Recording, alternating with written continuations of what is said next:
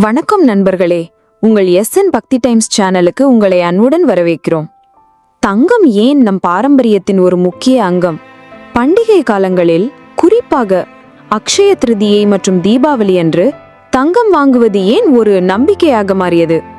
வெறும் நகையாக மட்டுமல்லாமல் பொருளாதாரத்தில் தங்கத்தின் முக்கியத்துவமும் என்ன?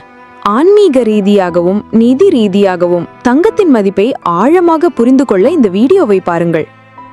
ஒரு திருமண நிகழ்வு, ஒரு குழந்தை பிறந்த மகிழ்ச்சியான தருணம், ஒரு கோவில் உற்சவம், இந்த தருணங்களில் ஒரு பொருள் நம் வாழ்வில் எப்போதும் இணைந்திருக்கிறது. அதுதான் தங்கம். தங்கம் என்பது வெறும் மஞ்சள் நிற உலோகம் மட்டுமல்ல, அது ஆயிரக்கணக்கான ஆண்டுகளாக மனித நாகரிகத்தின் வளர்ச்சிக்கு முக்கிய பங்கு வகித்துள்ள ஒரு அரிய மதிப்புள்ள உலோகம்.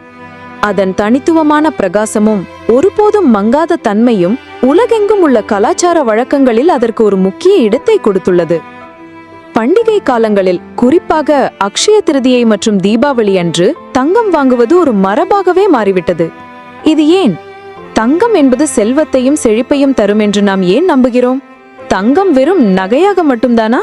இல்லை, அதற்குள் பல ஆழ்ந்த பொருளாதார ரகசியங்கள் ஒளிந்திருக்கின்றன. இந்த வீடியோவில் தங்கம் ஏன் நம் கலாச்சாரத்தின் ஒரு அசைக்க முடியாத பகுதியாக மாறியது என்றும், பண்டிகை காலங்களில் தங்கம் வாங்குவதன் ஆன்மீக பொருளாதார ரகசியங்கள் என்ன என்பதையும் விரிவாக பார்க்கலாம். வாருங்கள், இந்த பொக்கிஷமான பயணத்தை தொடங்குவோம். தங்கம் நம் கலாச்சாரத்தில் ஒரு புனிதமான பொருளாகவே பார்க்கப்படுகிறது. கோவில் கோபுரங்கள் முதல் கடவுளின் சிலைகள் வரை தங்கம் தெய்வீகத்தின் அடையாளமாகவே பயன்படுத்தப்படுகிறது. இந்திய திருமணங்கள் தங்க நகைகள் இல்லாமல் முழுமை அடைவதில்லை. அவை வெறும் அலங்கார பொருட்கள் அல்ல. ஒரு பெண்ணுக்கு ஒரு புதிய வாழ்க்கையை தொடங்கும் போது அவளுக்கு வளம், பாதுகாப்பு மற்றும் எதிர்கால செழிப்பு ஆகியவற்றின் அடையாளமாக தங்கம் வழங்கப்படுகிறது. அக்ஷய திருதியை மற்றும் தீபாவளி போன்ற பண்டிகைகள் தங்கத்தின் விற்பனையை அதிகரிப்பதில் ஒரு நிலையான நிகழ்வாகிவிட்டன. காரணம், இந்த நாட்களில் தங்கம் வாங்குவது செல்வ செழிப்பையும் அதிர்ஷ்டத்தையும் தரும் என்று ஆழமாக நம்பப்படுகிறது. அக்ஷய திருதியை என்றால் அழிக்க முடியாதது அல்லது குறைவில்லாத இருப்பது என்று பொருள்.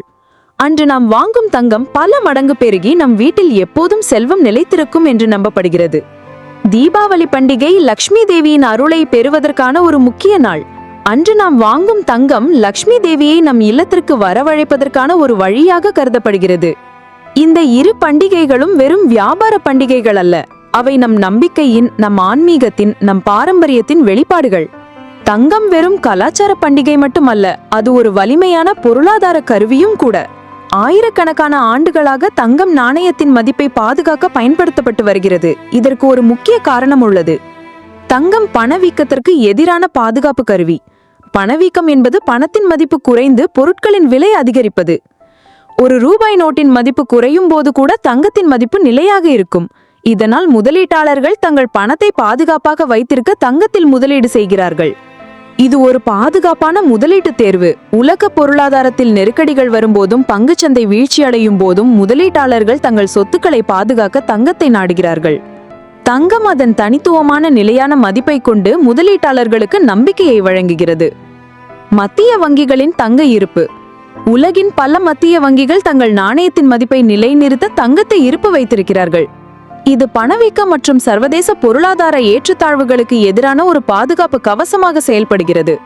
பல பெரிய நிறுவனங்கள் தங்கள் ஊழியர்களுக்கு ஓய்வூட்டிய திட்டங்களை கூட தங்கத்தின் அடிப்படையில் வழங்குகிறார்கள்.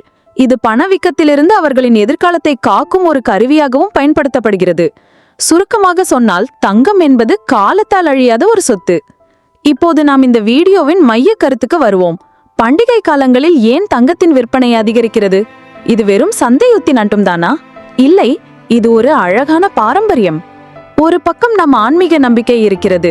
அக்ஷய திருதியை அன்று தங்கம் வாங்குவது செல்வத்தை ஈர்க்கும் என்று நாம் நம்புகிறோம். இது ஒரு ஆழ்ந்த நம்பிக்கை. மறுபக்கம் ஒரு பொருளாதார உண்மை ஒளிந்திருக்கிறது. பண்டிகை காலங்களில் தங்கம் வாங்குவது ஒருவரின் முதலீட்டு பயணத்தை தொடங்க ஒரு நல்ல வாய்ப்பாக அமைகிறது. இது ஒரு விதமான சேமிப்பு. இந்த இரண்டு காரணிகளும் இணையும் போதுதான் பண்டிகை காலங்களில் தங்கத்தின் விற்பனை ஒரு நிலையான பிரம்மாண்டமான நிகழ்வாக மாறுகிறது. மக்கள் தங்கள் நம்பிக்கையையும் பொருளாதார அறிவையும் ஒரே நேரத்தில் வெளிப்படுத்துகிறார்கள்.